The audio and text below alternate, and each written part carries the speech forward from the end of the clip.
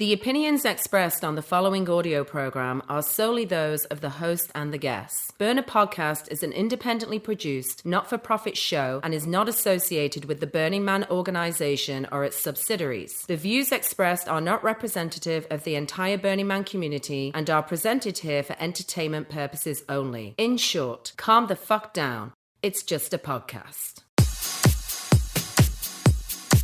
It is episode number 56, and it is 144 days till the man burns as of this recording.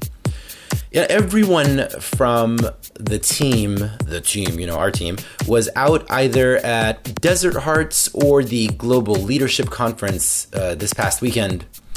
This weekend that just passed by, Saying this past weekend makes it sound like it was like a week ago or something. Everyone is having their own battles of returning to reality. Online editor Ramiro has come back with a flood of ideas. Navjeet and Tori are both pumped about some of the big artists that they managed to lock down for Burner Podcast Presents Alkaline, the DJ mix show that we do. Desert Hearts was pretty damn amazing. It was a really, really great event. And this was mine and Nav's first time attending. I'm not sure about Tori, actually, but this show has had a lot of connections with the Desert Hearts family. Our spin-off show, Alkaline, was, of course, co-founded by Amber Rose, who works very closely with the DH crew. The opening theme of Alkaline is produced by none other than Mikey Lyon, who I interviewed on episode number 11 of this show, and Papa Lee, the legendary Lee Reynolds, was our guest for episode number 35. So there's a lot of connections.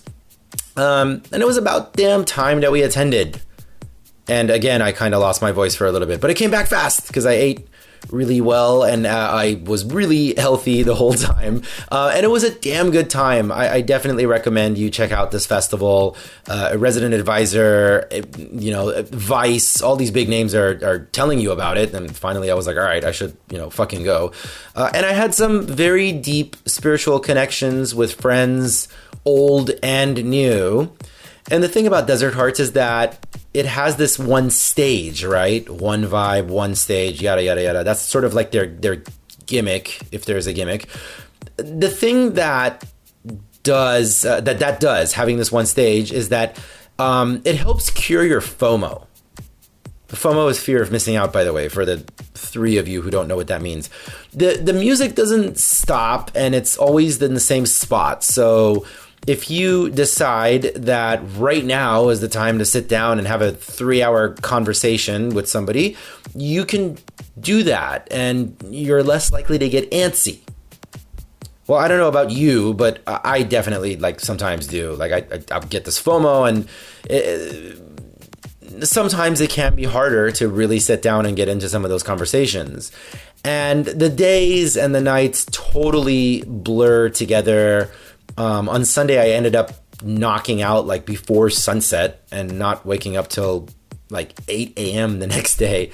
One more Alkaline side note, by the way. Joe P., who is going to be featured on an upcoming Alkaline sesh, we say sesh when we're really cool, was the stage manager, and it was really great watching him up there. He's come a long way building himself in this industry, so it was pretty cool to see all these connections being made.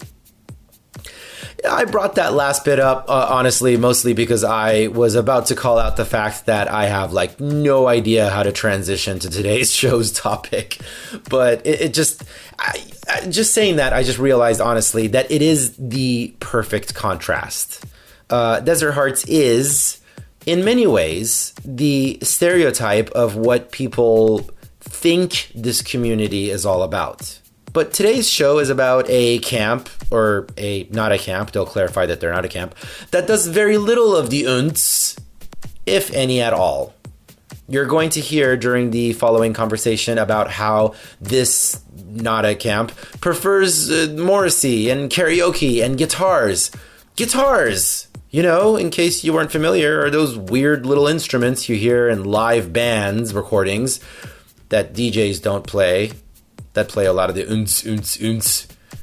I make fun because I think I'm funny. The TLDR, the too long didn't read version is that the Xara Sports League started as a burner sports league. Sorry for the redundancy. And eventually evolved, possibly even mutated into a Nada camp. This interview was really a lot of fun for me, and it was really much needed. I had like a really long day that day before we sat down to start recording. And when we started the conversation, it immediately flowed so easily.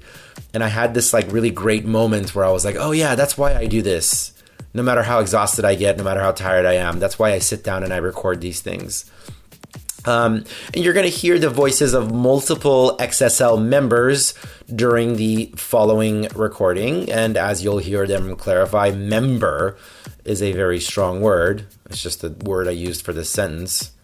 A couple of them will sound familiar. Cable and Cass, both of whom you may remember from previous SD Cap Roundtable episodes of this show.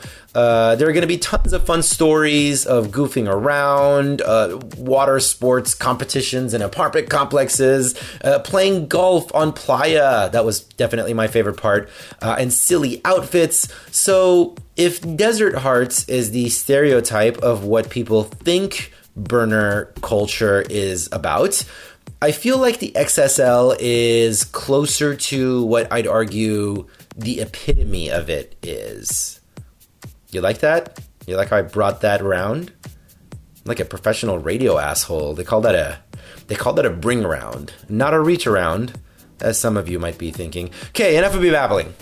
Though, by the way, I would like to thank Ellie of Denver, Colorado, not to be confused with Ellie of Denver, Florida, for her email saying that she and her boyfriend would love to hear more of me. Thank you so much for your email. I'm sure many people hate that advice. They're like, God, I just gotta shut the fuck up and get to the interviews. But thank you. I'm going to you inspired me to make a stronger effort to shout you guys out more often when you send in emails. We do get emails pretty regularly thanking us for the shows and sharing some of the cool things that they learned out of it and all stuff. So we're gonna make a stronger effort to share that more often. And the only reason that we don't is because time and stuff. But we do appreciate the fuck out of you. Seriously. But enough of babbling. I swear. Today's episode is entitled The Xara Sports League. Well, there's no the. It's just entitled Xara Sports League. Xara is spelled with an X. I go by Mr. Arash even though nobody calls me Mr. Welcome to Burner Podcast.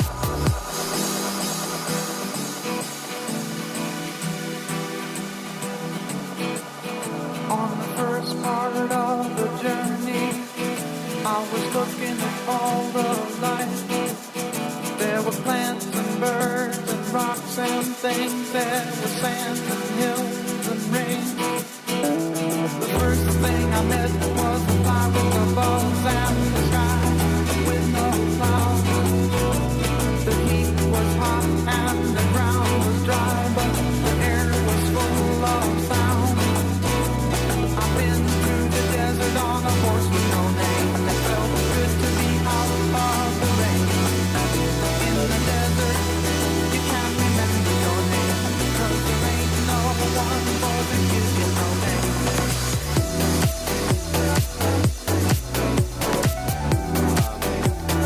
Years ago, when we started doing Crappy Awesome podcast, that one is the show that I've been hosting for like 6 years. I paid attention to some of the numbers a little bit, and I found myself becoming obsessive. And like one of the things I just figured out over time was like, just let it go. Because like podcasting, I always tell people like it's the same advice I give people who people constantly reach out to me to get advice on like how to start a podcast, what things to pay attention to, and I always start telling them right away. I'm like, listen, it's not going to get you laid. Not going to get you laid. The numbers are real slow. You're not going to get paid much, if ever, unless you're like at like Joe Rogan level. Right. And, like that means you're like at the top of the iTunes thing. And it's just kind of this thing that you do if you're, I don't know, kind of an idiot. You like really long hours, and no, you get to have this experience where like honestly, what I would do right now at the end of my day is I'd probably go like lay on my bed and watch a pirated episode of The West Wing and eat microwave broccoli, and that would be my day.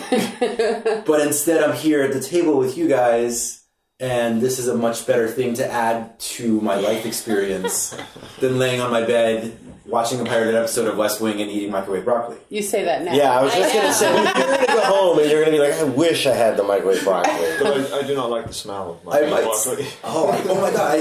I threw some in the because it's the ones from Trader Joe's. You know, you like clip the corner and they're designed to get microwaved.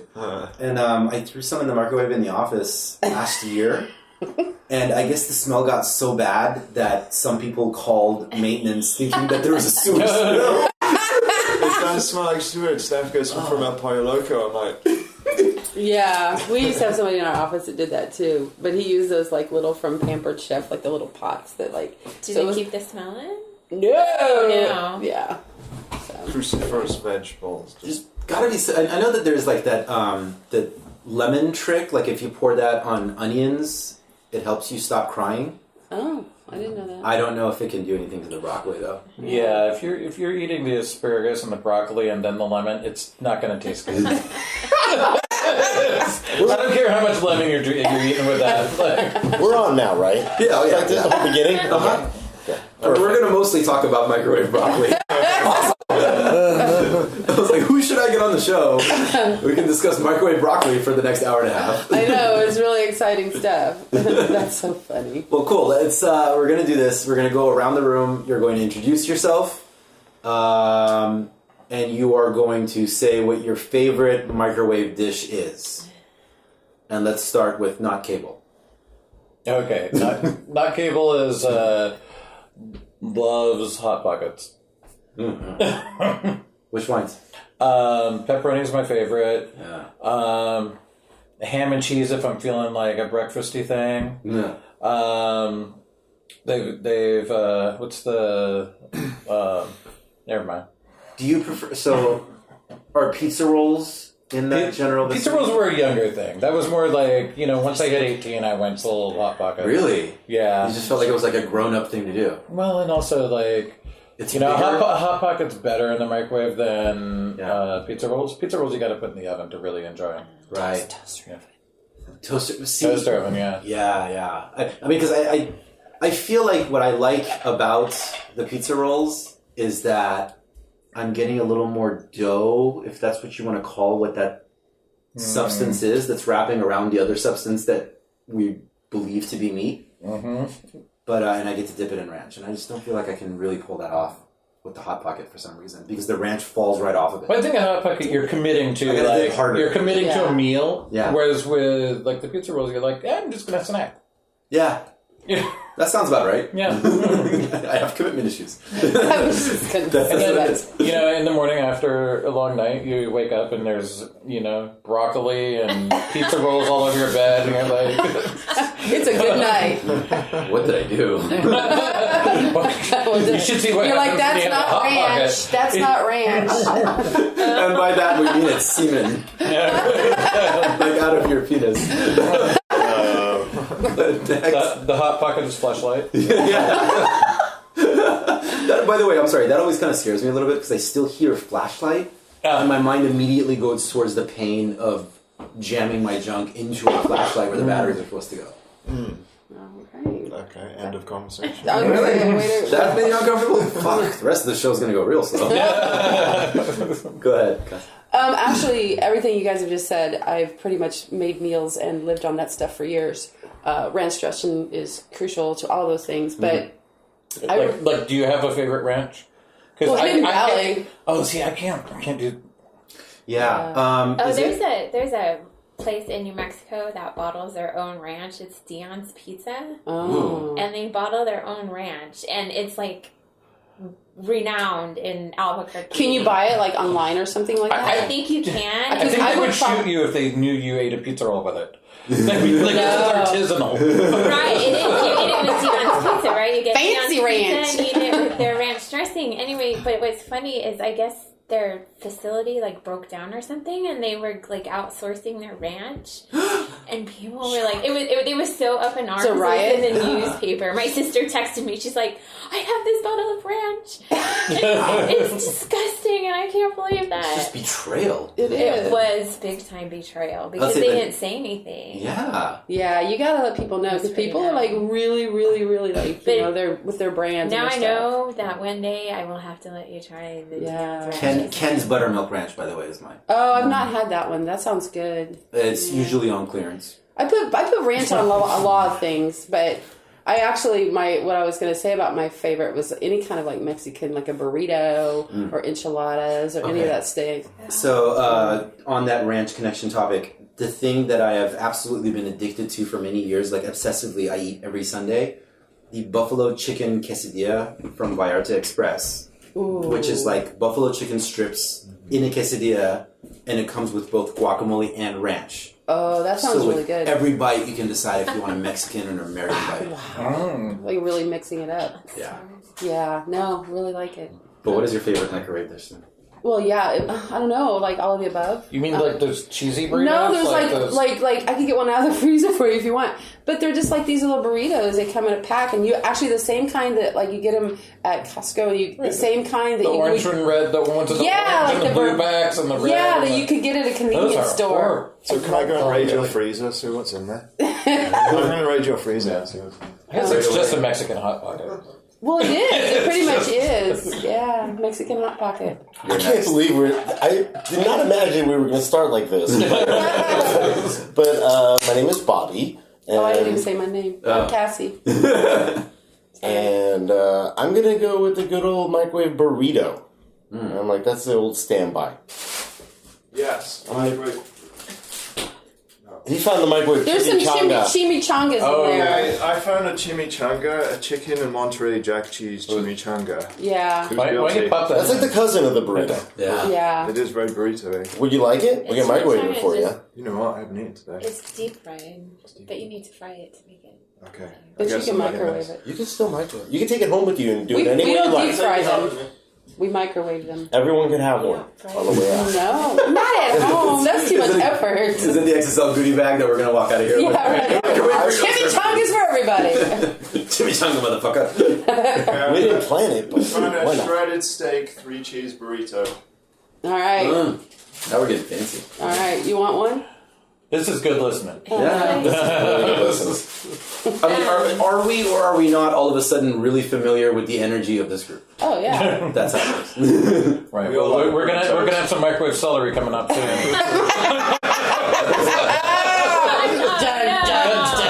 That's funny. Hey, I'm going with microwave burrito. It's like a good bean and cheese burrito, just like cheap, like super cheap and microwave. I love it. With some salsa. And some sour cream. I've Do you have a never favorite done sour salsa? cream. Well, no. Yeah, well, one thing you don't know about Steph is Steph and I have this connection on anything in the Chipple family and the Dipple family. Chips and dips. What can you dip? Yeah, it's like if you can The dip chip. it from a chip kind of thing. Yeah. When we go on camping trips, it's like who's bringing what chips and dips. Yeah. No, I'm familiar with the struggle. Yeah. I was in 3rd grade before I could actually speak English, and I remember discovering the ranch and the ketchup at the free lunch table thing, and I started to dip the pizza in both. At that time, I was ridiculed, but I know now that I was a trailblazer. Yes, Oh yeah, right. no, that's like North Park quality. Yeah. Like, yeah, that's hipster shit. Yeah. Killing it. Trailblazing. Double dipper. So, you can't beat the salty goodness of a Hungry Man meal, if you ask me. The guy with the fake accent is Ben, by the Yeah, way. but by the way, it's totally fake. It just makes me sound smart and sexy, but anyway. Sexy? That's why you married me. Okay. Marie Callender's pot pies. As well. Oh, that's a good one. They go down very well. But see, that's another one that's got to go in the oven for me. Like, Yeah, I do agree they're better in the oven. Even the Hungry Man meals as well. Better in the oven. hungry, I can't do Hungry Man. No. You can't do them? You're not hungry enough for No, I like all the Marie Callender's meals. I don't feel like I'm manly enough. Yeah. Yeah, that Salisbury steak looks kind of scary to me. Like every time I look at the picture and the like really super ridiculously yellow corn. The picture looks great until you cook it, and then it's like, that doesn't look so great anymore. The Hungry Man, the dessert, the apple pie. Yeah. That is bomb. I wish I could just order like a tray of that. But it's not an apple pie, it's just an apple sludge. It's wonderful. Apple sludge. Yeah. But it is great. It's like someone took like one of those Taco Bell empanadas and just smashed it. Apple sludge. No, but they're great if you have a wife that disappears for a long time and you're home alone. It's like, they're better in the oven, but I'm too lazy. Microwave much quicker. But that's my go-to. Well, the reason that this is extra entertaining is that last year the Poetry Slam, which is more like a cook-off. It's both. It's a Poetry Slam and cook-off. Yes. For those who don't want to slam, they can cook. Right. How's about a microwave off? That might definitely be a thing. I went to a Super Bowl party recently where they had a mac and cheese off. And it was like 20 different kinds of mac and cheese. Let me guess, cable one. Sometimes the cook-off actually ends up being that. Like, 3 people mac and cheese off. back, yeah. No, I remember though, I was eating and it was me and Navji, and we're eating, and I just kept turning to him and saying, everything I've bitten into here, bitten? What's bitten into? Bit. Everything I've shoved into my mouth here has been more delicious than anything I've eaten at a restaurant like in the past year.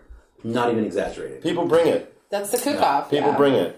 That's for sure. But Bobby's found a way of like turning everything into a competition, and that's part of what we'll get to probably with the XSL. But like, it's like at one point, someone came up with the idea of the Poetry Slam. He's like, okay, it was Arel.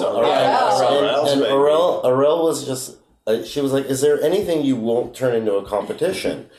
And I was like, "No, I can turn anything into a competition." And she was like, "What about poetry?" And I was like, bet. we could turn poetry into a competition, and that's how the slam came to be, and it's probably one of our most successful events where people who have no interest in sports at all, they get together and they compete in poetry and they compete in food and drinks and mixologists compete in drinks, and we judge it all, and people get very... lots of judging. Yeah. But people get excited about coming in first place or second place or third place, just being recognized for being, great at what they do. And it's not always about sports. Sometimes it's about anything that we can compete in. And competition, in my opinion, is a good thing. It makes you it makes you want to be better. So let's say you had 3 mac and cheeses on the table and you didn't win. Maybe next year you'll come back and you'll think, you know what, I'm going to add bacon. And that's a mistake because you lose the vegetarian vote. You really have to... No. It's important to really think ahead on these things. That's funny. Bacon flavor? Yeah. I mean, have you broken down what the percentage of vegetarian attendees is? It's enough for me to win every year, the mac and cheese, because I'm not adding bacon. It doesn't matter because Cable doesn't give a shit. He keeps winning. It's like, bring your own food if you're a veggie. Yeah. And Bobby, like, especially early on, he's stepped away from it a little bit, but he used to come up with these really arcane point systems. That was when we first got together. We were like, how can we compete? And then we created this entire point system for every competition. And it wasn't just competing in like sport-like things. It was competing in fashion. Like when we were going to these sport things, we would create... who had the best outfit? We called the most fashionable player, and you got points. Yeah, right? The MFP, right. And we would, and then you would get points for like going. We would have sporting events, then we'd have field trips. Where we did things. But we still do MFP for golf. I know, we still do. We still do MFP at every event. Explain MFP. Nice. The most fashionable player. No, well, we don't do it at every event, but we try to do it at a couple of It's a vote by players, so if you decide to get high all night, don't go to bed and play golf, or if you get up at the crack of dawn and play golf, whoever's the sexiest player. Get up at dawn and do some crap. Not necessarily, not necessarily the sexiest player. Sometimes it's just the person who's, put it this who's way. put the most thought into their outfit. One year, I'm sure I was the sexiest, but I was a guy and a chick beat me. You've brought up your sexiness now 2 or 3 times. I don't think it's going to really cross over. I think you're a little on bitter. radio. That's true. No, he's got to look for radio. I'm still bitter from that day. Your voice is totally sexy, but I'm still bitter from the day that I was Try to super sexy and I lost. How many years has the Poetry Slam been happening? The Poetry Slam, our first Poetry Slam was right before the burn in 2008. 2008, okay. And how long has XSL existed? Since 2006, officially. Okay, so let's go back to that beginning, that fateful day when this thing happened. You're pointing. There were two things that happened in 2006. The first one was the World Baseball Classic, which happened here in San Diego, and we attended it. It was myself and Kingsley and Sean the umpire and Serotonin. We had a great time, and we wanted to have our own sort of World Series for ourselves. That was one of the things that was a catalyst. The second thing that was the catalyst was we were involved in the Xara Arts Festival, which happened in Xara del Zura, up on top of a mountain at a monastery. And myself and Jason Baird and Mark Hinckley, we put this art festival together. First we did it in 2005. We built this city, and we didn't have anything to do in the daytime. Yeah, that was 2000. Bobby, 2004 was the first one. Okay, thank you. What, the first Xara del... The first Xara del Zura. Excuse me. Well, when I got involved, it was in 2005. And that's all that matters. Well, from my point of view, we built this great city. It was a great art festival, but at the end of it, we were like, there wasn't enough stuff for us to do. There was lots of DJs, but there was art and stuff like that. But we felt like there wasn't activities for us who enjoyed competition, who enjoyed athletics, who enjoyed doing things in the day. Yeah, there wasn't really a lot. There was just a lot of people just zoning out, but not really organized or doing anything. And you were telling me before that that's like something that moves you quite a bit. Is number one, competition, but also like sports activity. You feel that there isn't enough attention for that in this community as a whole. Right, because it's a performance piece as well. It's a spontaneous performance piece. It's exactly. So sports, is that you're describing as a sports and competition. Okay, that's interesting. So the second year when we went back and Mark asked me to help him do the festival again, we were like, well, there's things that we want to do. Like we want to play golf and we want to have a wiffle ball game and we want to do these things in the daytime. And he has certain conditions. The first one was, nobody can get hurt. Okay. So we had to show Is that him. a promise you can make? So we had to show him a wiffle ball because he was like, if somebody gets hit with a line drive baseball or a golf ball, those are big problems. So we had to show him wiffle balls are plastic. And burners aren't the fastest moving. Yeah. Especially in the daytime. He was also convinced that we would never get enough players to do anything. He was just like, no, these burners aren't interested in sports at all. They're not. He's like, as long as nobody gets hurt, you can try it. So the other thing that Mark wanted and was very important to him was that we build a mythology with how we do things as far as building two different teams. And I think, a lot of burners or people, they have a stigma with sports because they feel like when they were in school, they didn't get picked first, they got picked last. Yeah. And it was just a horrible experience for him. Most of us were the band geeks. Yeah. Or you were a band geek or something like that. So we had to explain it to Mark how we were going to build these two teams. Everyone would make their own uniforms.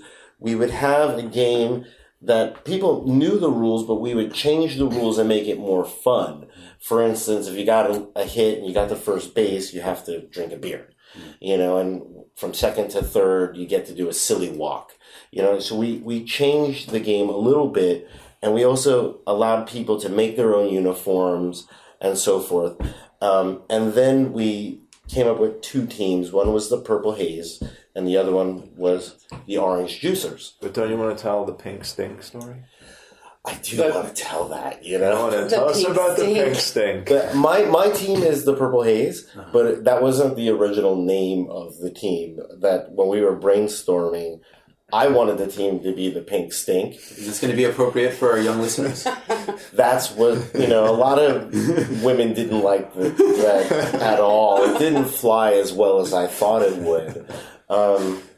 So that was the kind. Mark gave us the okay, and the third thing that happened was there's a person here who's not here who's really important. His name is Jason Baird. Shit. And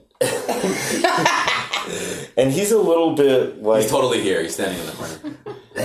You would know if he were here. No. Hey, Bobby! He would still be talking about the 2007 game. Right. Mr. Hazel. Probably is just in Riverside. He's one of my best friends and worst enemies combined. And we were working together, and I have to tell this story really quick. I met him on the first day, and we instantly bonded because we were both crazy Laker fans. We built this city, and he was late for work, and I was just constantly giving him shit, even though he was my lead. And at the end of the day, I challenged him. We both got on a boat in the middle of a lake and stood on the end of the boat and tried to knock the other person off.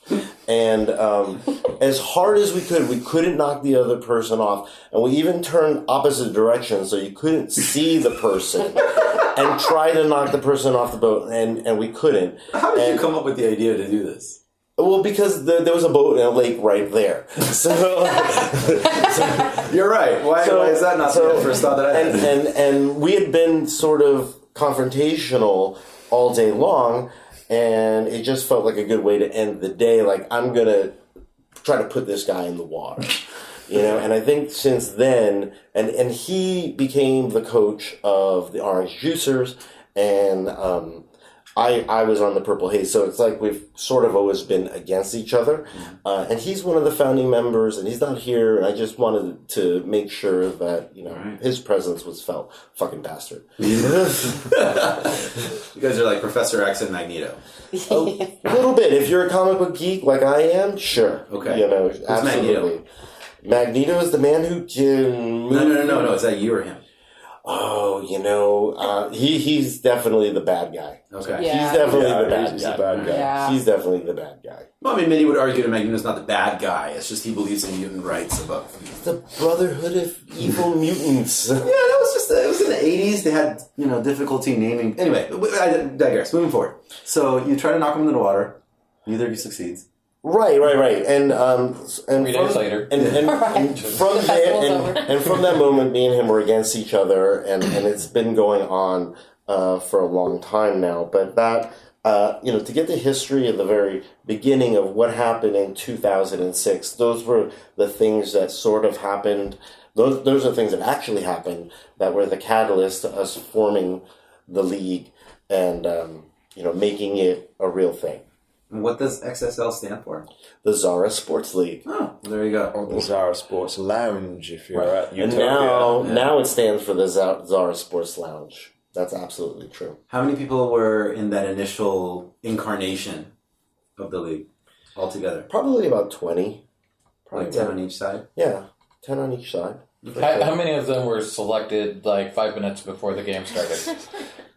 Well, we bought hats and for everybody. No, hats. We bought hats for everybody, so it was Burners really, love swag. Yeah, burners love swag. So you're just like, hey, you want to play on my team? I'll give you this free hat, and they were there. How many hats did you buy? 10. So it is 10. 10 or 12. 10 or 12. For sure. So you're a sports league. Did you guys consider yourself a camp? Was there any organization? No, not at all. You take this? So Bobby and I got together in 2008, and I'm very competitive, very sports minded too, and that was kind of we really gelled in that regard. And how did you guys meet, by the way? Mutual friend. No. Burning Man. I had a friend back in the day when everything... burner friend. No, back in the day when everything was on Tribe, a friend of mine was part of this group called the Xara Sports League, and I thought, why the hell is she a part of this group? She hates sports. Yeah. You know, and so I found it, and so we started talking about playing golf at the Burn. And I was supposed to meet up at the Burn, and it just, that was the night of the eclipse, and the man burned twice, so I didn't make it. And then we met at DCOM in 2007, in October of 2007, and, you know, he took one look at me, and he just couldn't get enough. So that's how we met. And then that's how I met Cable, too, and playing golf at DCOM. So that was in October of 2007. Nice, okay. But what was the question? That was the question. That was the question. The camp concept. Oh, the camp concept. So we've always been, we try to be very inclusive. We don't like to turn people away. You know, we want to make sure everybody feels welcome, and we've never been at camp, but a lot of our folks, we've always walked amongst the tribes, if you will. You know, we have people from all different kinds of places. Various camps. Yeah. Well, for the first couple of years, like, it was sort of anti-camp. Yeah, well, that's what very I'm saying. Anti-camp. We're not going to be that way. That's not who we are, that kind of thing. And we don't want to be a clique. Right, we don't want to be a clique. We want everybody to feel like they can be a part of the XSL. Only been at camp 2 years, really? No. So in like 2012... As a camp at DCOM. Well, about 2012... I think that was around 2012, 2013, no, 2012, you know, because Utopia was getting big, and we have these events that we do during the day, and so I personally didn't want all of our folks to be, you know, spread out, so I suggested to folks, hey, do you want to camp together? I know we've always said we're going to do our own thing, but you want to camp together? And people were like, well, hell yeah, let's do it, you know, and that was the first time, and I mean, it's a great fucking camp. I mean, it's like the burger equivalent of like, hey, like, why don't you spend the night tonight? Yeah. I mean, it's okay. You don't have to leave your toothbrush or anything, but just like, you know, let's just see how it goes. Yeah. We'll go to brunch tomorrow. This is our third year of the actual lounge at the end of the day, right? 2012? Well, 2017 will be the lounge. The lounge. Yeah. 2017 is the third anniversary of the lounge. Okay. Yeah. Before that, we were a ragtag crew, but we've actually organised as a solid lounge now with an amazing camp, artists, everything. Yeah, we're gonna get to that right now. I'm sorry, Cable. No, I was just gonna say, like, there was never really this, like, until recently, the official camp, but there's been like these 4 Costco's that have like basically like just like a different name on it every year, and like, you know, it's like only recently it has XSL associated with the name. Yeah. But I mean, it's you guys have been hanging out you guys have been dating for a while. Yeah. Right. Like we finally moved in. Yeah. They've been dating for a long ass time. Yeah. Cable and Bobby go way, way, way back. I say, Well, and I think we got married about 3 years ago. Okay. It was. It's about time. We were dating for a long time. I guess it did. It's kind of started with Cable's bar, right? You were kind of the lounge, the camp, the lounge and the part, camp, the bar, the decom bar. Okay, hold on. I want to make sure we get this timeline order. Okay, so 2008, 6.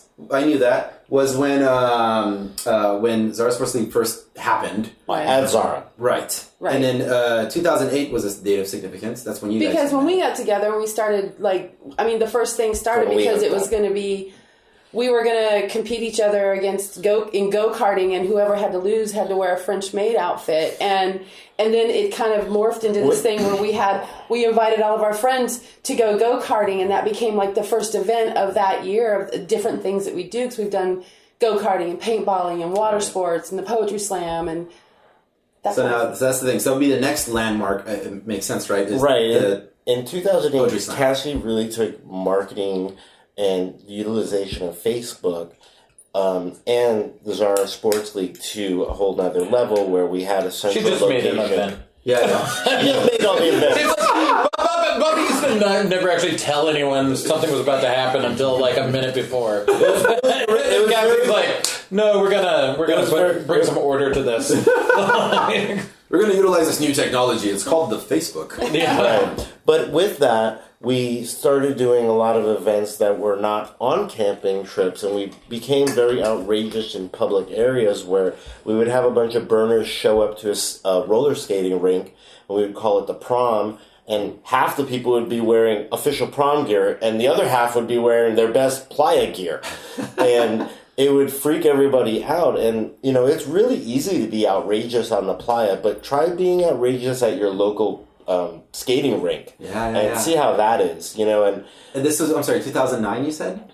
We did this after 2008. A few years on the roller coaster then. So no, I think that's significant because... Bowling, go-kart racing, right. splatter, paintballing, everything. This is strictly like my completely anecdotal observation, but like I feel like right now, it's 2017, there's a lot more burner influence in mainstream culture, and so you have a lot more people that are absolutely not burners who have gotten into the spirit of, let's get weird. And I mean, they're really just getting weird at like their friend's bachelorette party, and weird is in quoties. But you're right. Back then, it was kind of revolutionary to go do the kind of shit that we were doing on playa, like do it out in public. Yes, that was a big thing. That it really was, and Cassie helped really influence that and organize it and take it off playa.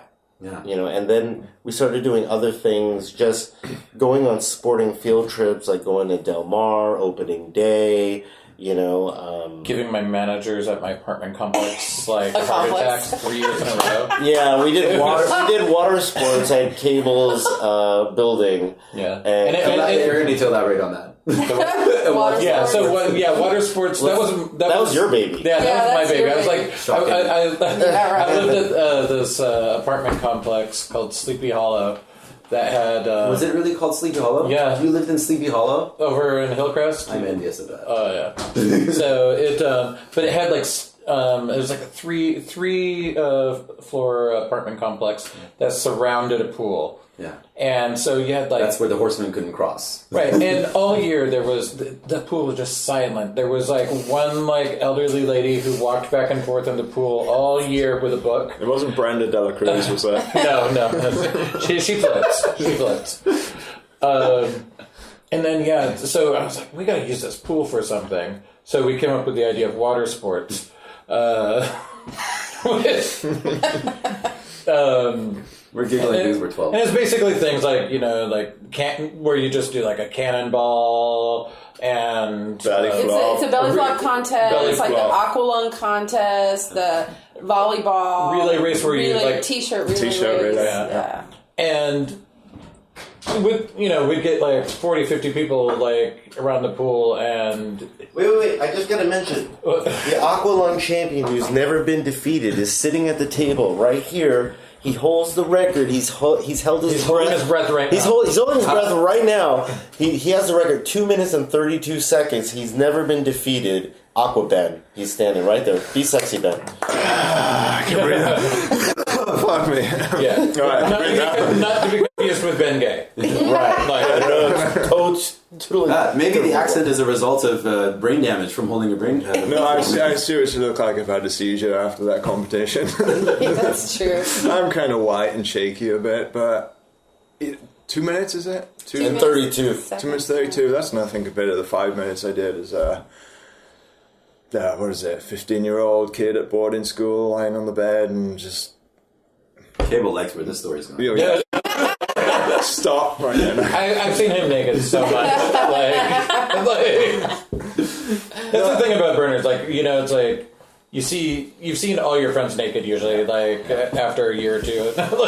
And it's always it's kind of funny when a new person kind of comes into the group and they're not quite comfortable with it yet. You're like, oh, this is really funny because we've all seen every part of each other. Right. It's okay, you'll come around. A lot of us have just shaved them too. So, Isn't that Shave Your Tank Camp? We were going to do that 1 year. Yeah. Shave your taint? Shave Your Tank Camp? That's very specific. Yeah. Well, what about... It's still my dream. I know. The ginger off. The ginger off, Ginger off. So, you guys you're taking the playa out into the streets. XSL is, you don't want to label it as a crew or whatever, but you guys are hanging out more. Because, there's a limited supply of crazy-ass fuckers, and, you kind of find each other and you start hanging out more often. So, the Poetry Slam starts around the same time? 2008, yeah. Okay. How did that come about? And I just want to sort of clarify there, too, also. It's not the same people at every event. No. No. The Poetry Slam has a very different, makeup than water sports or, golf or wiffle ball. Yeah.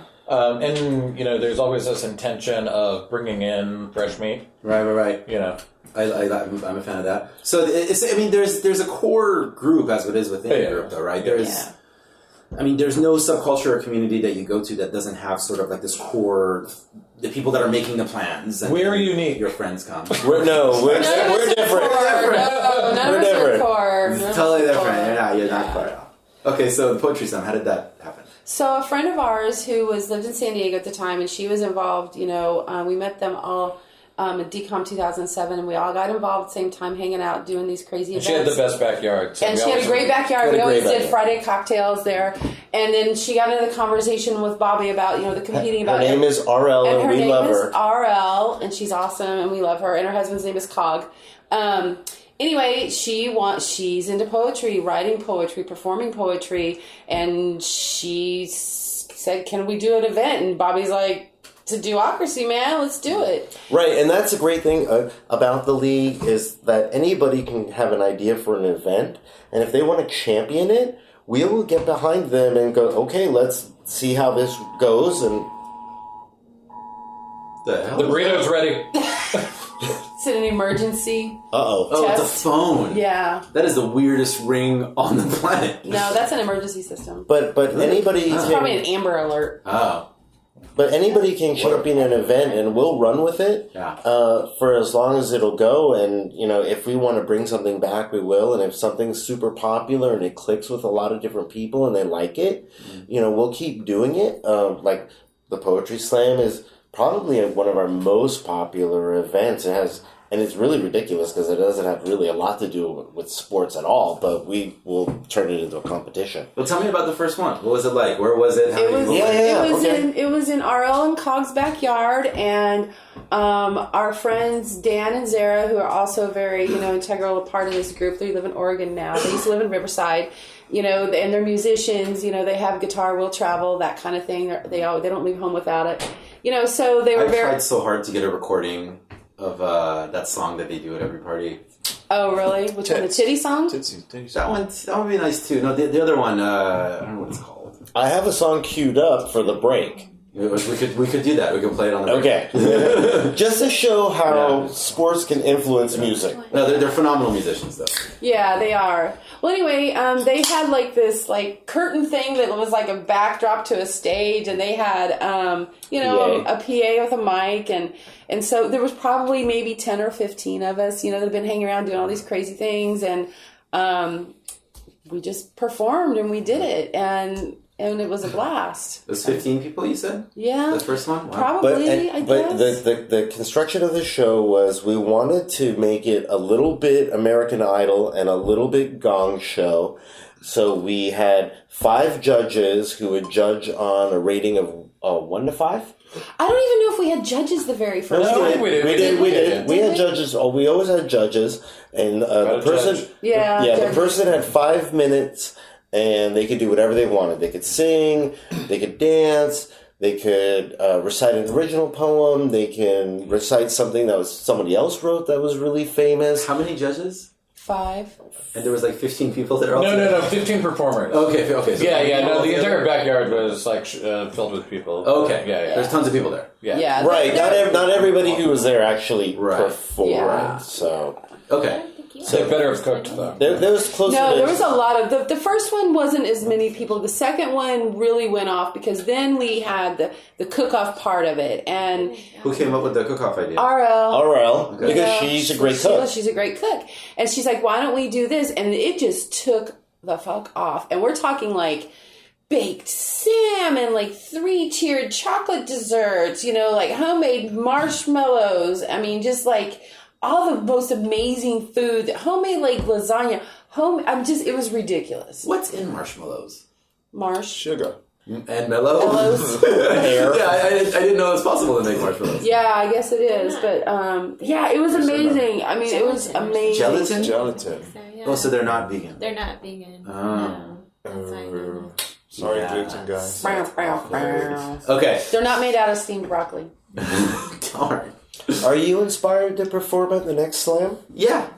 Right on. What are you thinking about doing or performing? Yeah, so question 2, what would you do? Yeah, you ask all the questions. Yeah, so we're going to ask you a turn the question. tables It's a his little bit. podcast. I know it's his podcast. No, we're flipping the table. What are you thinking? What would you do at 5 minutes? First off, I can tell you, I think that this year, the day you're doing it, is I'm scheduled for a shoot and I'm scheduled for somewhere else I'm supposed to be, so I can't go. built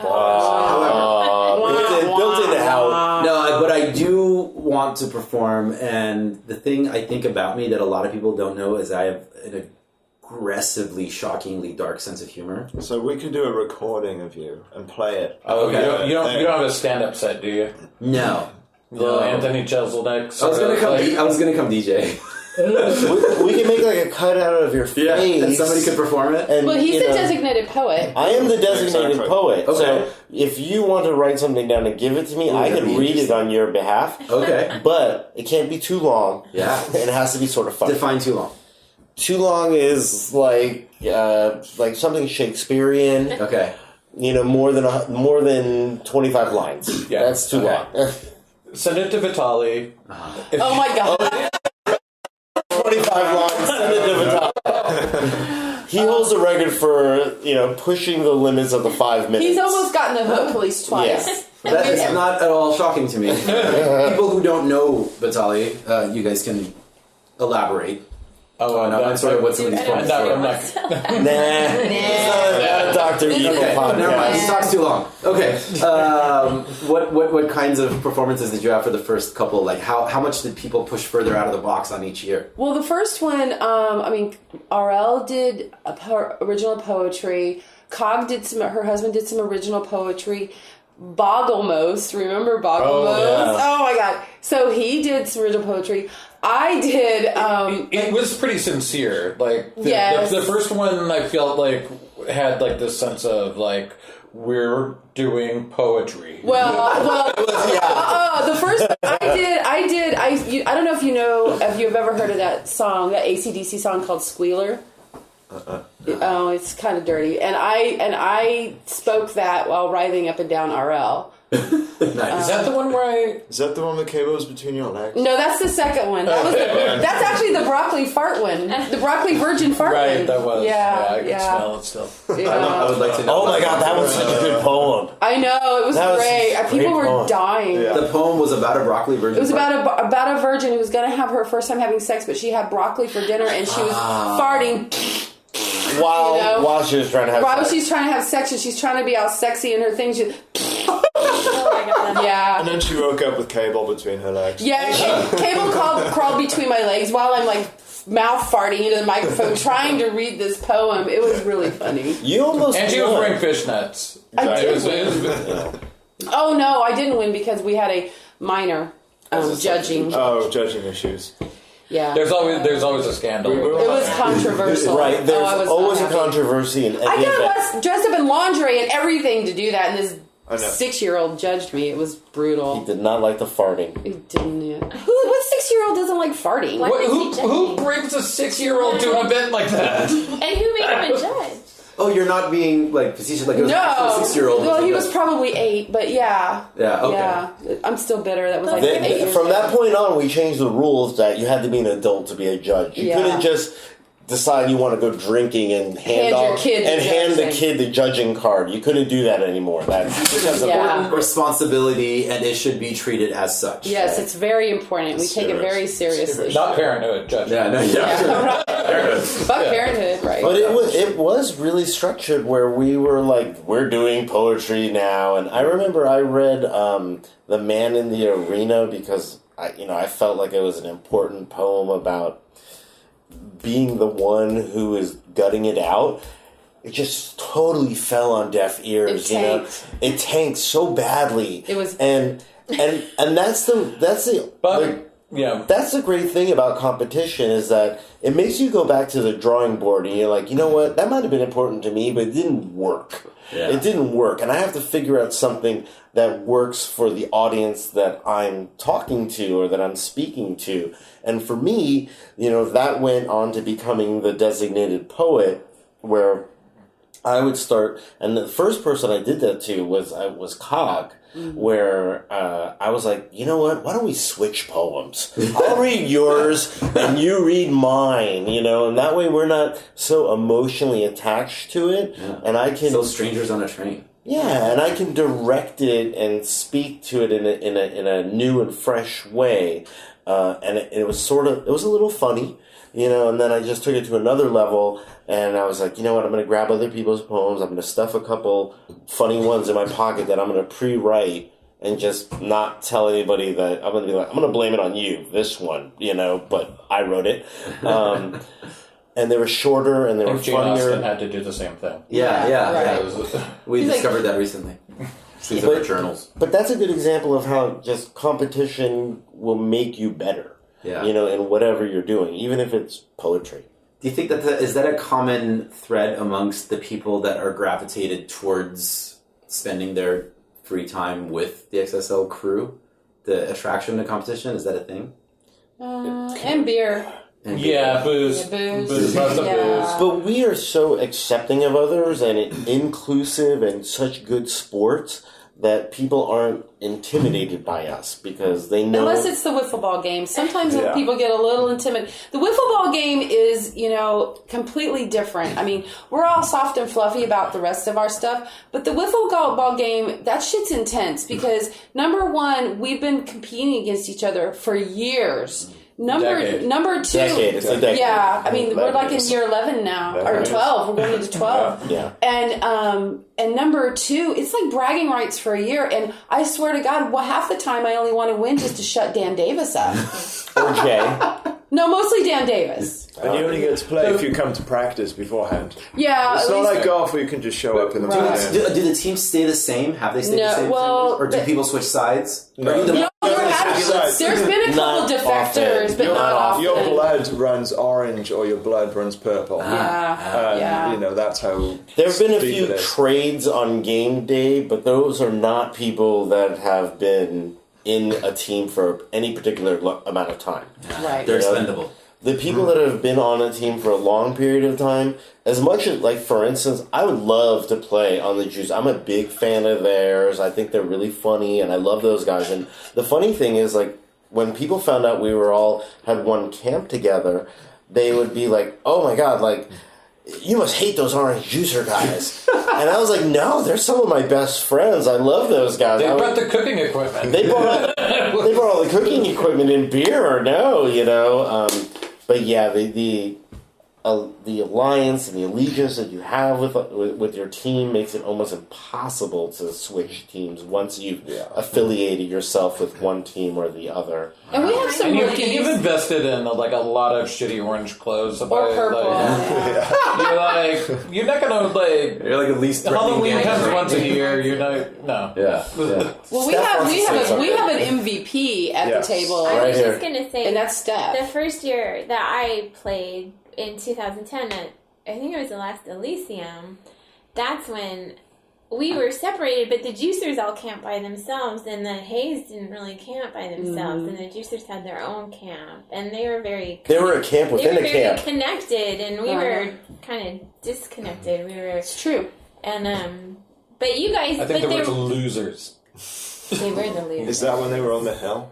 I don't know where they were, but you guys went. It was called Juicyville. They had Juicyville. It got invaded by ants. I have we stole their camps. I still have it. Right. That's the middle of the night. You, me, Bobby, and me. We did that. I had it under They my won coat. their We first. snuck into their camp and we stole their campsite. I still have it. It's in the other room right there. Now, I have a question. Has there ever been an attempt to start like a third party that could go against the two established parties? The pink tacos. So. Thank you.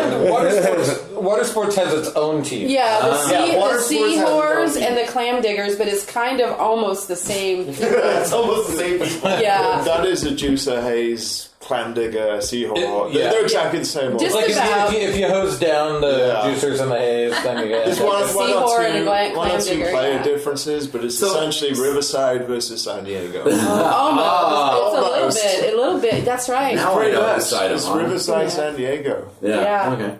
Well, so 2 Pink years. tacos. 2 years ago. It wasn't last year. It was the year before. So 2015. The ladies of both teams staged a coup where we were going to tell the guys that we've had enough. So we all wore pink jerseys. Oh, I'm sorry. Enough of what?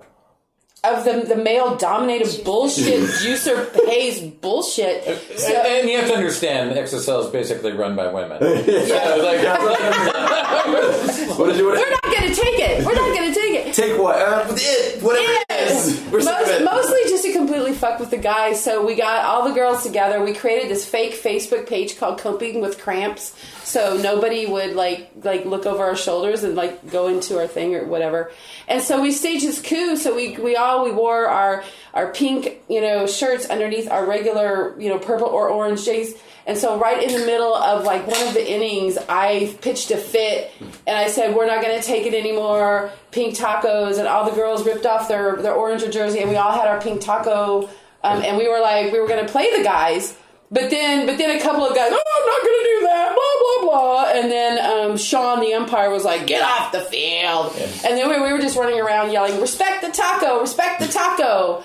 So there's a lot of performance art, with it's like everyone really taking things a little too seriously and just sort of just coming up with that's the ridiculousness about it. When you see someone who's over 30, 40. maybe over 40, Bobby, getting so ridiculously intense over a game that 10-year-olds played better.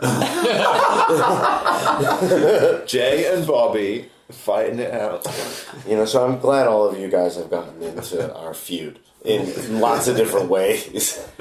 So you said 2014 was the first time that you guys kind of actively actively camped together at Utopia. Oh no! It was back 2012. 2012. Okay, so I'm looking at timelines here. Yeah, so 2012 was the first time we actively camped together as a group. It was later. And even at Burning Man, you guys everybody goes their own. Yeah. But the lounge didn't show up until a couple years later. Yeah, the lounge. We're going to get to that in just a second. Yeah, the XSL lounge didn't show up until 15 was the first year for the lounge. But we've been. It was the same carports we've been using. Right, but same shit. Trying to get back to your timeline, we've been camping together as a group for the Xara Sports League since about 2012. Okay, so did any new dynamics come out of the group in that time period? Like actually camping together, did anything change, or was it just? I think we got tighter. Actually, I think we got tighter, and we've definitely the nicest group of people to camp with. I knock on wood. I mean, I don't want to jinx it, but it's fucking amazing, and we have people that are kind of our orphans that have come and camped with us, and they're like, we've never had a camp like this before. You guys are ridiculously amazing. And then we're like, get out, you're ruining it. I know, right? I think it has made us tighter. Every year we do just a teeny bit more, teeny adjustment here and there, and it's just been. I just feel closer to everybody, honestly, and we're just we all kind of have our own niche, if you will, and we work together. And sometimes, last year I bowed out on the bar because I got really stressed out the year before.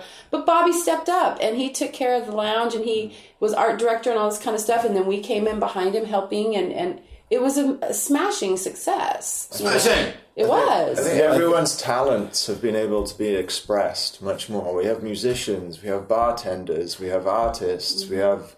People have been able to flourish in their own skills. Yeah. And before it was like someone's idea. Now it's everybody's idea. So, right, everyone brings a little piece of it. It's actually it's really collaborative in that sense, and everything sort of really seems to fall together pretty easily. Mm-hmm. Yeah.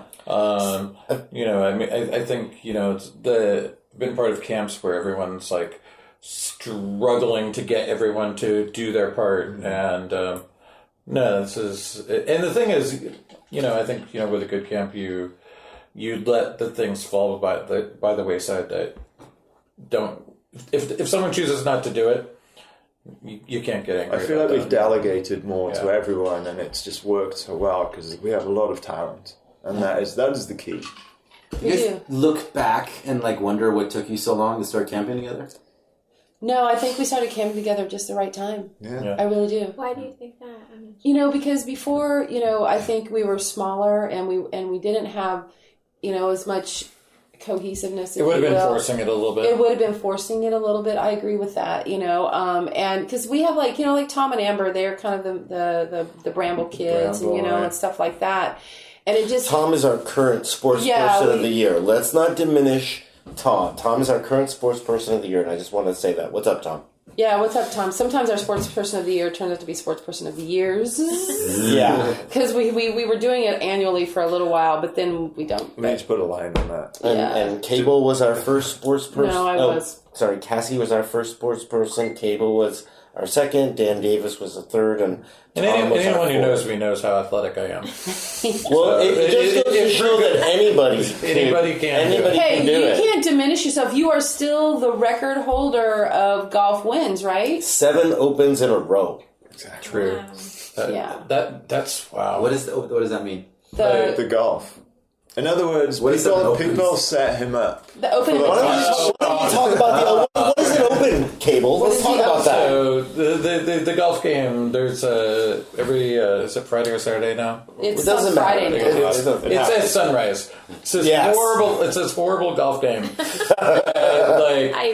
They shake you awake in the morning, or they used to back in the day. They stay awake. Yeah, well, Most of them. yeah. It works best if you stay up all night and start drinking again at 6. This takes place at Utopia? Yeah, it's called the Utopia Open Invitational Golf Tournament. Anyway, we've had it at Mammoth. We've played it in the snow. We had a snowstorm. We played it with orange balls in the snow. We hit a ball. It happens at any. We hit a ball It just happened at Bequinox. Yeah. Hold on. Sorry. Bequinox story first, you said? No, I'm just saying the Golf Open happens at every event that we're at. We just had one at Bequinox. Someone that who's not a part of our group that never met named Mosh won the event. So it's a golf game that happens at sunrise, usually on Saturday. We meet at a local location, Friday or Saturday, doesn't matter, and we'll put it in the who, what, when, where. And, like 4 or 5 people will start the game, and then they'll see us as we move along through the course. So each hole is like a next piece of art. So whoever won the last hole sort of looks around and they're like, okay, the bloody clown, that's a piece of art that's about child molestation. Let's go to that. Right. Or the porta potty. There's always a porta potty hole. So we'll each take a turn hitting the golf ball closer to, like you said, the bloody clown. And whoever can hit the bloody clown wins the hole. And whoever wins the most holes wins the tournament. There's 18 holes, just like a regular round of golf. It takes 4 hours. We march around the whole campsite. It's a prank and a rampage. And you start with all your burner clothes on because you're freezing at 6 o'clock. But within an hour and a half, it is now, you're in the desert, and so it's brutally hot.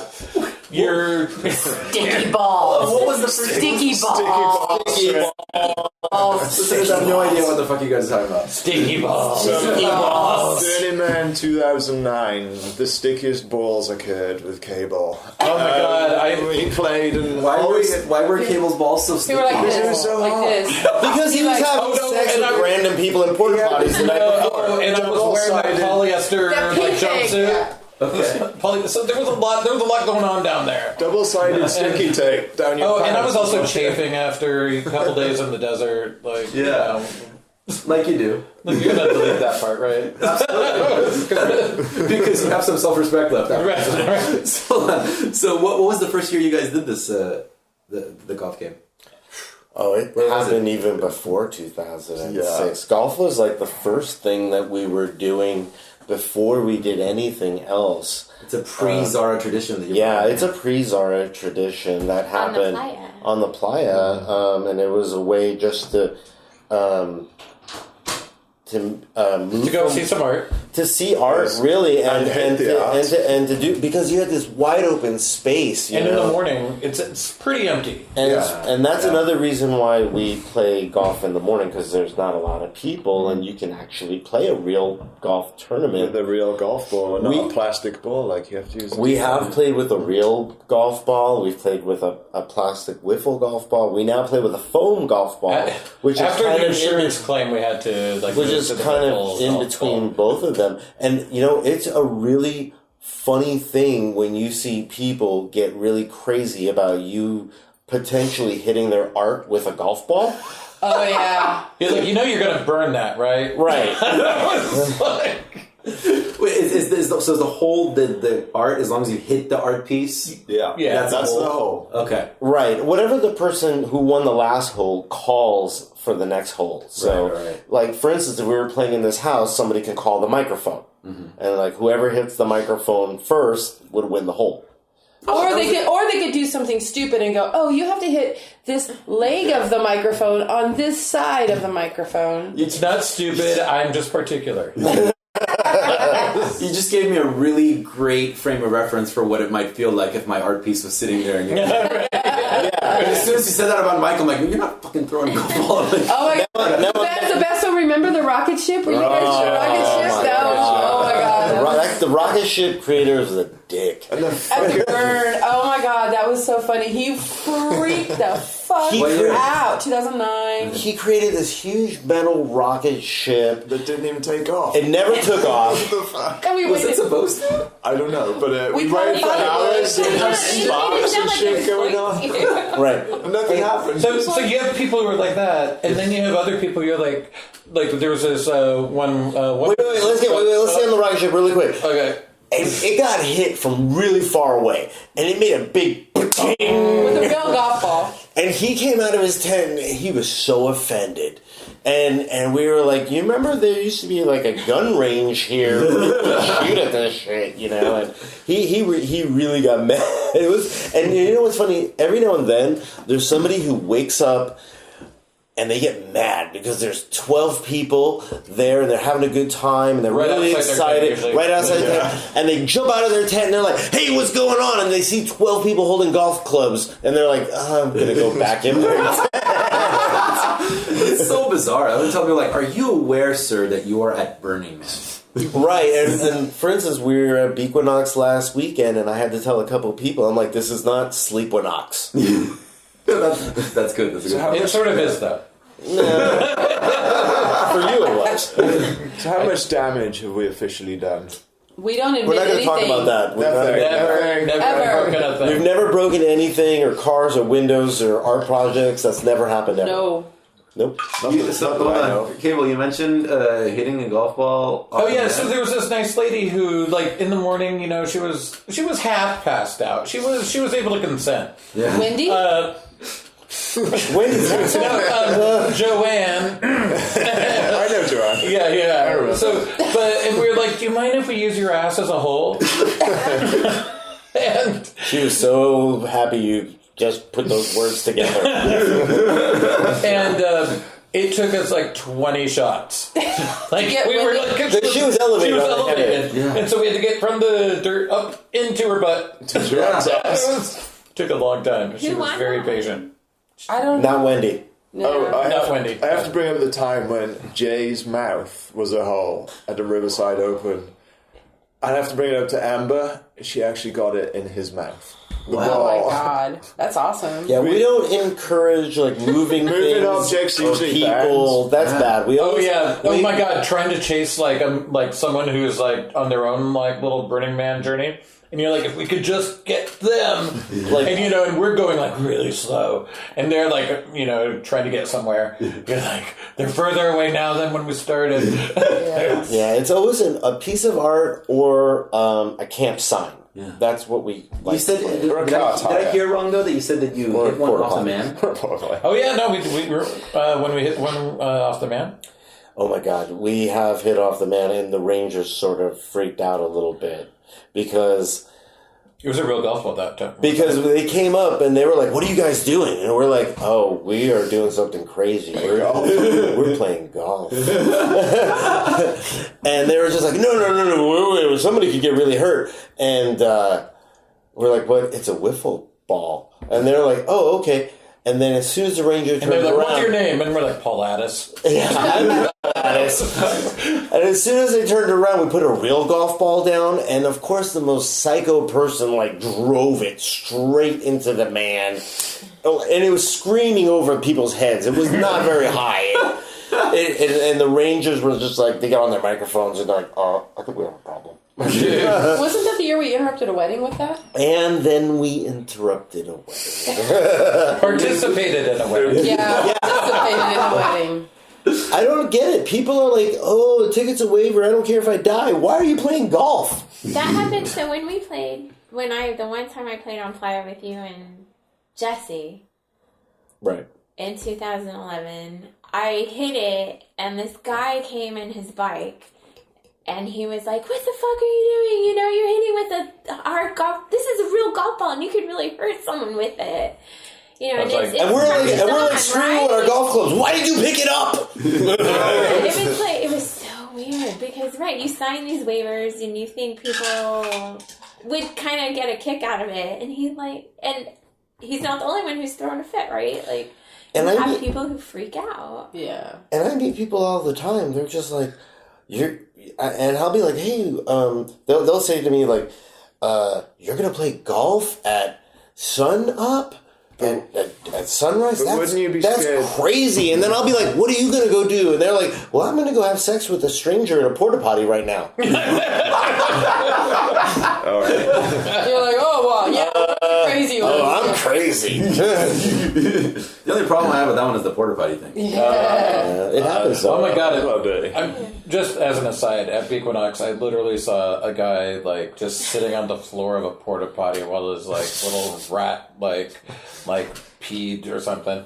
Like a little 4-year-old. Oh. But I was like, it was just horrific. I'm like, who would just sit on the floor of a porta potty? Of all the places to sit. Yeah, can't you just hold her above the porta potty? He sat outside and hold her up to pee. Yeah. And I meant rat because I love children. I meant You sure you weren't high? It's short for ratatouille. You don't love children too much. No, the appropriate amount. Okay. The appropriate and totally normal legal amount. But they taste like ratatouille. You said the Xara Sports Lounge was the inspiration for camp coming together, or did it happen after? No, It became the This Xara is the next Sports Lounge. evolution. Yeah. Okay, because you had the bar happening right before. The bar had been happening for years and years and years in various incarnations. It was called. But that started in 2009 because Right. Cable got tired of walking back to his camp for a fucking drink. I don't like to walk. He's like, Right. I think I want to put a bar next to the main stage, and that's how it came. This is pre-Utopia. This is decom out at Hakumba. Okay. We have to go all the way back to Seamus, who really started the Seamus bar. is really right. Seamus started the bar. Cable took over for many, many years. With Carl. With Carl. You had the drunk tank. You had Liquor and me and beer. Steph. Liquor took and Beer over. was my favorite one. So me and Steph took over for FDLM one year. Only that, and then after we did FDLM, it was like, okay, no doing that shit again. And I think it was Cassie or Bobby or both of them decided, no, let us do it. And I think that was the birth of XSL, the Xara Sports Lounge. the lounge. And since then, it was so amazing. And then we all decided, let's all do it together rather than one person. And the thing about the lounge, I just want to get this out. What makes it different as we escalate into being more of a sound camp is that our lounge is about having. Do not call us a sound camp. We're not a sound. All right. You'll much as this episode is, do not call us a. Oh yeah, we're that thing. You'll see. But what makes it different was we wanted to create a space where you could chill and hear live music, and that was really the catalyst. And have a kick-ass bar. Right. And don't forget Drunkioki. Oh yeah, Drunky. Well, and so many of the people involved in the XSL are musicians. Very talented ones. You might hear one of those songs during the intermission.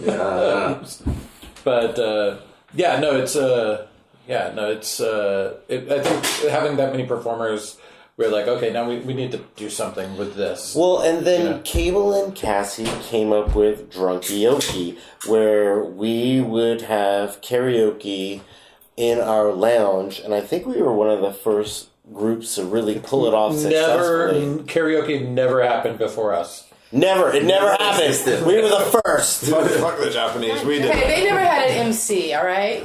True. No, we have MC Cassie, by the way. True. The best MC in town. And I would we never got to that with the Poetry Slam, but Cassie's MCing of the Poetry Slam is literally the best performance art that you will find at... I agree. It was phenomenal watching her up there. Yeah, Poetry Slam and the XSL, it's the highlight. Yeah. We have a leader, the spokesperson. And you guys always stay for the last 5 minutes, because that's when it... Oh, yeah, that's really right. The last 5 minutes are the best. No, I quit. I started emceeing because, well, and I don't mean this to sound whatever, but, because it's just kind of the same group of people competing every year, and I felt like I was dominating it too much, doing what I was doing, and I was like, I want to step back, and I don't want to perform. Because I want other people to step up and perform. I don't want people to be intimidated because, Loudmouth Cassie's always up there doing something. I'm like, ooh, Loudmouth Cassie, I can MC. It chose to be there between every act. Right. And I'm like, I get completely more exposure than any entertainer. Yeah. And it started very, and I hate this word silly, but organically at when we did the Poetry Slam at your house over there in Burton. Yeah. No, you just basically described the podcast. So was that your first time? I'm just going to host it. I'll be on every episode. I've never done it before. Yeah, I'd never done anything like that before. You've never been on stage before? MCing. Not like that. Like how? What was your experience before with public speaking? I mean, back in the day, I was in back in high school, I was into drama and theater and went to speech and debate tournaments all the time. I did debate in college. Nerd. Yeah, pretty much. No, because you're amazing up there. I mean, I think anybody who hasn't seen you, I would say to anybody who hasn't actually been to the event, just watching you up there, even if all the acts were to suck, which they don't, that part alone is pretty fucking fabulous. Thank you. I was completely beyond entertained. Thank you. And with the acts, there's always someone who you're like, wow, that was impressive. Yeah. Yeah. And then there's I've only been to 2, but there's almost somebody like, okay, it's time for you to get off the stage. No, we already mentioned Vitaly. Battalion eyeball, okay? And Star, don't forget Star. Well, we have a rule now. No names, people. Edit this out. You can edit this out. You're like, bleep. No. If all the judges put an X on their card, you're done. Where's so 2012? You said was the first year the lounge, right? No, that was when we first camped together. The lounge, the Xara Sports Lounge, was 2015. Yeah. 15. This is our third year. Wow, yeah. And it's getting better every fucking year. Until it's gonna just hit the shit. Implode. And then it'll implode. Yeah, it'll happen. All camps implode. I mean, we've had experience of being at amazing camps, and it's imploded. We go back to the Purple Turtle days, and it was the best. Okay, and it just imploded. My favorite thing about everything San Diego Burning Man was when Ben says Purple Turtles. Excuse me, taking the piss of my fake accent. No, just say it a couple times for the listeners, I think. Purple Turtle. Purple Turtle. Purple Turtle. The year that I discovered the community, that was the 2000. That was the reason why my mind is fixated on 2012, because that was my first Utopia. And Helen had told me you need to come to the Poetry Slam. And speaking of fake accents, She's another one. She's an Indian. Yeah. And I remember that was. I think just even discovering that event was probably the first time I started to see there's a lot more to this community outside of the oops. But it was still, there's a lot to explore. And I remember just learning about that was a big thing. And a lot of what you guys are describing, the reason it's so infectious is that it really is in a lot of ways at the core of what Burning Man is about. Let's put on a show. Yeah, let's get ridiculous. It's the freaks and the weirdos, and it's very inclusive. and it's just like over the top, and every part of what you're describing over and over, like we could, if we had the technology to go in and remove all the terminology, XSLs, all that, and just replace it with the word Burning Man, I think it would all still completely work. Oh, yeah. Yeah. And it's all very effortless is the thing, too. Like, it's not... There isn't, like, a sense here that, like, oh, this is the way that they're doing it, so we're going to do this thing. Like, it's a very... this is naturally the way that you guys are. Mm-hmm. Mm-hmm. And it's very interesting to watch that dynamic. I'm super glad, by the way, that this worked out the way it did with all of you here. Me too. I am This too. is the way it was supposed to be. Yeah. Random, interesting side note too. You guys usually all start yelling at each other, and then whenever Stephanie speaks, there's silence. She's an MVP. Because they know. She's a quiet one. I'm not. I'm quiet, See, it just happened again. Everybody quiets down. But they let me talk. That's why I love them. Oh. She's one of the strongest competitors you'll ever meet. Exactly. In anything you do. And if you want a batter that's going to hit the ball, then you put Steph in, because she's clutch. She's a guaranteed ball hitter. I mean, I know because my balls have been hit so many times. But bum. That's not fun. That was low hanging fruit. That was a good pun. I know they are low, but no, but I can guarantee you. Good ball, come on. But she's clutch. She's definitely the one you want to put in to get the game going. Yeah. I can guarantee that. Well, I love you guys, and I've had so much fun hanging with you and exploring, and like you said, I think our group really is able, and Ben said it earlier, is able to find everyone's niche and where everyone belongs, and that's what makes it so special, is because everyone kind of brings their little special talent, whatever it is, and it just has blossomed into this really super fun, not just, events, but now it's this really fun camp that we're all creating. And when an asshole shows up, we get rid of them. True. We do have. We give them several chances though to remedy their assholeios, but but we will. We have. You're not the right type of asshole. Yeah. There is one guy on notice right now. Well, we were. But for the most part, we are super inclusive. We would love for anyone to come and hang with us, but we will to camp with us, and we'll give everyone a chance until they wave a golf club like a mad person. Then we're like, okay, you gotta go, And the amount of people that we've had to tell them, listen, you're gonna have to leave. Should we list them? Either our game or our camp or an event. Really, less than on one hand. Yeah. I mean, really, everyone, and that speaks to the good sportsmanship that we all have, and we all allow each other the opportunity to shine and have their moment.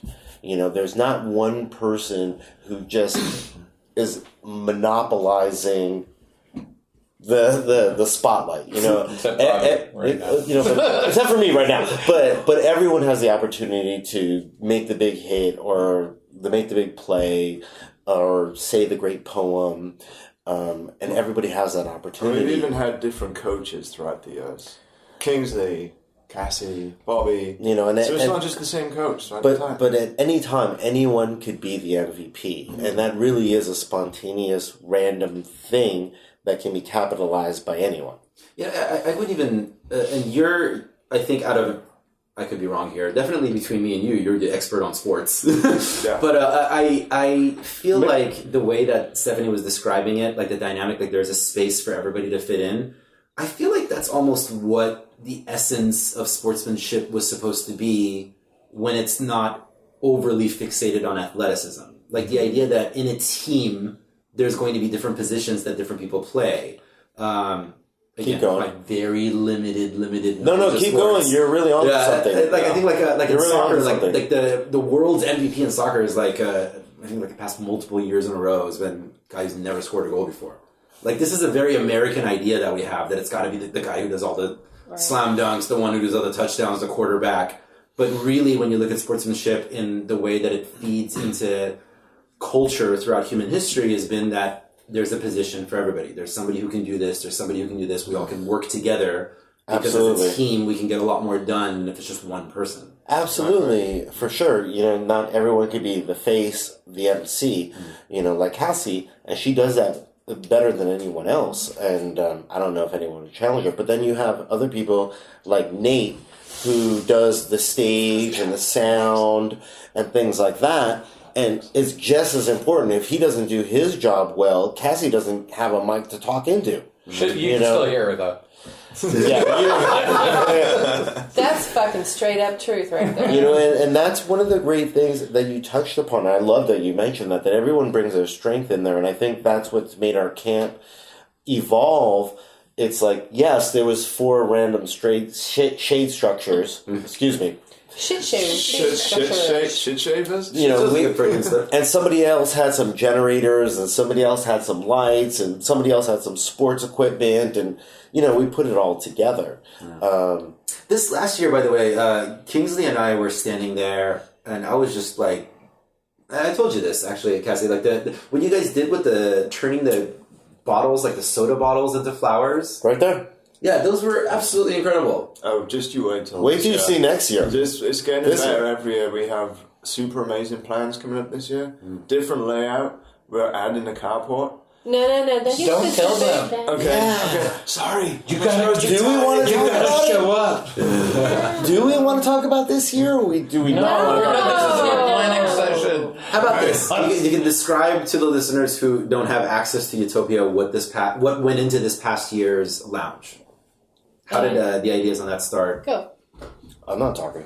Oh, well, so and correct me if I'm wrong, so Xara and the festival that I actually never went to, but it was there was all these like great flowers and things as part of the decorations, and so The Garden of the Future. The Garden of the Future. It was a Garden of the Future, and so this year they wanted to, it was, they wanted to do Bobby wanted to do the homage to that, so we took our lounge and we cut up over 500 plastic bottles and we arted all over them. And then we took them and we attached them through our bar, if you will, the carports. And then they were all black light reflective. And in addition to that, we created, and I'm not I am because I painted, but like all kinds of furniture, Plyatech and a bar. And so it was all very black light reflective. And it was How many people worked on that? Everybody. All the camp. At some point, I wouldn't say every, but there was, Cable did the most. No, I mean... Everybody chipped in at some point. Well, I wouldn't say everybody because we're a pretty big camp, but there's probably, I would say, and I hate to go to the core, but the core group, did, the majority of the work. And actually some people that weren't even going to Utopia with us came over and hang out and painted and cut and everything. So probably, I'm going to say all told, between inception to tear down, 20 people. Yeah. Yeah. Okay. And it's a great thing because people who weren't there in 2005 and 2006 and gone to the Xara Festival, at least they got some sort of flavor for it and some of the art that was there. And I got a really big kick out of seeing people. They're like, wow, they recycled, plastic bottles and they turned them into these beautiful flowers or trippy looking flowers. And, I got a kick out of it for this is such an old idea. This isn't even a new idea. This is like a decade old by now. But to see other people go, wow, we could have done something like that in turning trash into art. Thank you. Yeah, I met somebody at Bequinox this weekend, and I was talking to them, and she was like, oh my God, that's your bar? That was your bar? We love that place. We kept just going there and hanging out, and that just made me feel really good. It was good. We had benches right on the long strip, so people would dance at one end and then they would sort of trudge towards the next dance floor, and then they'd be like, oh my God, there's benches. I can sit and have some entertainment for a little while. The best thing they ever did, I'm sorry for stepping in, but the best thing they ever did, and this was Phoenix and Dunn's idea, was to give me a cordless microphone. Because it became a lot more interactive for me and for the folks that were out there watching, even in the street, because when people were doing the Drunky and I'm emceeing, I'm running around the crowd and we're singing with the with the guy on or gal on stage, and it just became very to me, from my perception, a lot more interactive, So, because we were kind of like a waypoint at that spot, at Utopia. People are moving from one spot to the other, and we're at this spot, and they're like, what's going on here? And then they find this little oasis. And then they start singing Sweet Caroline. And That's right. No, that's just Nate. right. Well, that's the great thing about the lounge, because we love music just as much as other people, but you can hear techno everywhere. Yeah. But when you come to the lounge, you will not hear techno. You're going to hear karaoke. People are going to sing their favorite songs, or a bartender is going to come on and they're going to play tiki music and serve Mai Tais like Steph did, or Juanita is going to play mariachi music and serve you a margarita. You're going to hear music there, but you're going to hear very different music than you're going to hear everywhere else. Our musicians are so talented. And that's what it makes... Singing and guitars, they are the most talented people I don't know if they are the most talented people at DCOM, but... The most talented people I've seen. Yeah, he's bought all their records. Nobody else has. Yeah. I have platinum albums of theirs on my wall. I did hear multiple people comment on that, like how refreshing it was to be able to step into somewhere where there's a techno playing. And it was that, mind you, listeners know I'm a huge fan of techno and all that, but yeah, it is good to be able to take a break. No, not to step on that. I don't mean to step on that. Variety is the spice of life. Because we all at some point want to shut down our lounge and go out and dance too. But when we're doing our thing, or just go under a tent and listen to Morrissey. We do shut down. Right.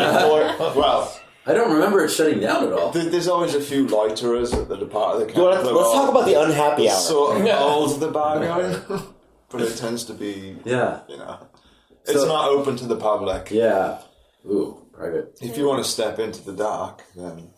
Oh.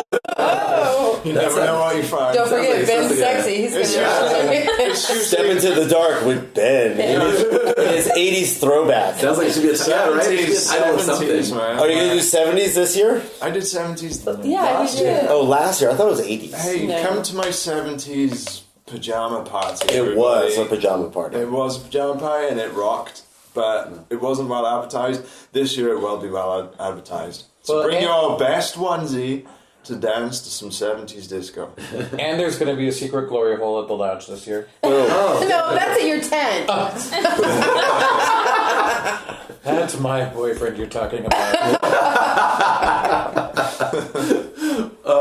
So do you guys, I already know the answer to this, but I have to ask, is there any plans to ever take it to the burn? We've... Some of us have retired from the burn. So...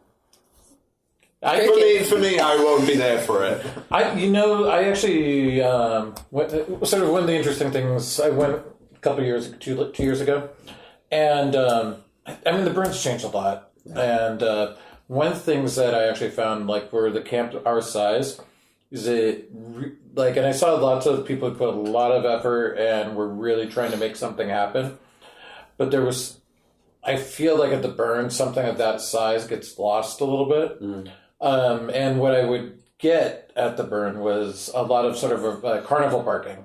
Yeah. People trying to get you into their tents and and it sort of loses that intimacy. I think that the found experience. So I'm not sure it would really translate as well. Carnival parking is an interesting way to describe it. Things are happening. It's okay. We're wrapping up here pretty soon. No, that has nothing to do. You know what? Some of our I think some of the core people that I know we talked about not being core, but there are, like especially the Riverside folks. Some of them are teachers and things like that just can't get away to go to the burn, right? Or have other things, small kids in their life and things like that just kind of make it impossible to go to the burn. So to answer your question about taking it to the burn, I think there's been pieces of it. Because we're friends, we've camped and we've done these things at the burn, but I don't know that the XSL, at least in the near future, will go to the burn for kind of those reasons. Let me ask you... But it's not completely closed. No, of course not. There's no absolutes. Let me ask you a question, Arash. How many times have you been to the burn? 3. I've been to the burn 7 times. Your penis is way bigger. No. I'm kidding. No, but after 7 times, for me, and I can't speak for... Cable's been to the burn how many times? Yeah. Like 15. 15 times. You know, there gets to be a point for each individual person where they've been there and they've done that, and there are other things they want to explore. For the time, my last burn was... Or just a mortgage they want to 20... Pay. Yeah, you got a mortgage you have to pay, you know, but like 2011 was my last burn, and after that, you know, there was a lot of things and places I wanted to go. I've been to Germany, I've been to Berlin, I went to Paris and France. But have you ever been to you? Yeah, every day. I went to Maui in Hawaii with Steph and Ben and Cassie. You know, there are lots of other places that, you know, on the planet I want to explore besides Burning Man. Right. You know, so that's why I love the regional burns so much, because it's right here in our backyard. It's less than 100 miles away, and all our friends are there for the most part. When I go to the burn, you know, I might not see the people here at the table all week long. If we're on one side of the camp or one side of the playa and someone's on the other side of the playa, I might not see them for the whole thing. You know, I'm not leaving camp. But at least at Utopia, you know, I have a chance of seeing my friends and things like that. And I love Burning Man. If it wasn't for Burning Man, I wouldn't be with Cassie. I wouldn't know any of the people here at this table, really. You know, but after 7 burns, I'm not sure if I'm gonna. And it's a lot different. It's a lot different. It's a lot different than it used to be when I used to go, for sure. Yeah, and to me, the regional burns anymore are kind of. I think that's kind of the way the Borg is going too, as far as moving, you know, things to the regional burns and wanting the regions to kind of, you know, be more involved in doing their thing. And that's one thing. I actually would rather go explore more regional burns than the big burn. You know, we've been to Beeflinox the last couple of years, and I've joined some other regional burns from people I met at the GLC last year, and kind of been following their regional burns. I wouldn't mind kind of doing some road tripping and going to some regional burns. I was just going to say that. It would be really cool to do it somewhere else at another regional. Yeah, it would be a blast. Fun. Yeah. The XSL.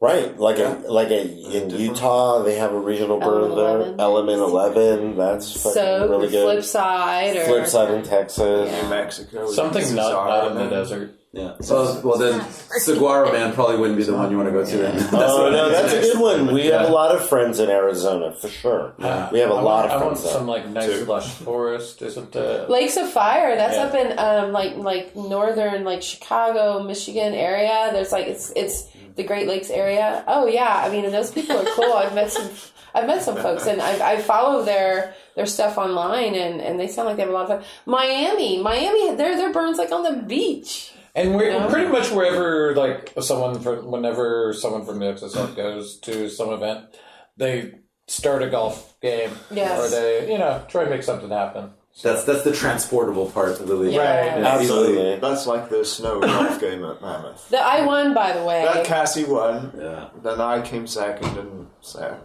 Beautiful. In a snowstorm. That was. I could have hit the ball the other way, but no. I know we're wrapping this up, and I don't mean to bang on the table. But when is the Poetry Slam next? April 8th. It's April 8th here in San Diego. Where is it? Collab. At Collab. What is the Collab? The Collab is actually a build space in San Diego that is sponsored by SD Cap. And SD Cap is the San Diego Collaborative Arts Project, who the entity that gives out art grants and things and helps sponsors Utopia as well. Is 100% of the donations from the Poetry Slam going to go to the Collab? Absolutely. As for the last 2 years, 100% of the donations that we collect at the Poetry Slam will be donated to How much money Collab. was donated last year? I don't remember, but it was about $500. Nice. Mm-hmm. Same as the year before, about $500. April 8th. That's a Saturday. It is a Saturday. That's in 2 weeks? Shit, I better start writing my poem. So if a listener is interested in getting involved with the league, how do they find you guys? We are on Facebook as the Xara Sports League, and that's Xara. Sports League. Sports League. Get over there, shoot a message. You can follow it that way, and you can find out when there's events happening, and games, and absolutely random shenanigans. We have over 200 members. Is that we have Yep. 200? We have over 200 for sure. There are 201 members. 1 members. Beautiful. Well, guys, just thank you so much for everything that you do. I can tell you personally, the lounge has been like a huge part of my experience and my journey, and a lot of the connections that I've made. And wait till you see the lounge this year. I don't want to hype it. I'm not supposed to talk about it. I don't want to hype it up, but we got plans. I've already been told off, so we're not doing anything. Everyone shut up. Just show It's up. not a sound cam. Not a sound cam. I'm not a sound cam. Show up. That might be in the description of the episode. But seriously though, thank you guys on behalf of the whole community for all of the work that you put in so that we can all enjoy it and experience it. You guys are amazing. Love all of it. Thank you. Play with us. Don't pound on the table. Too late. So much pounding in this episode.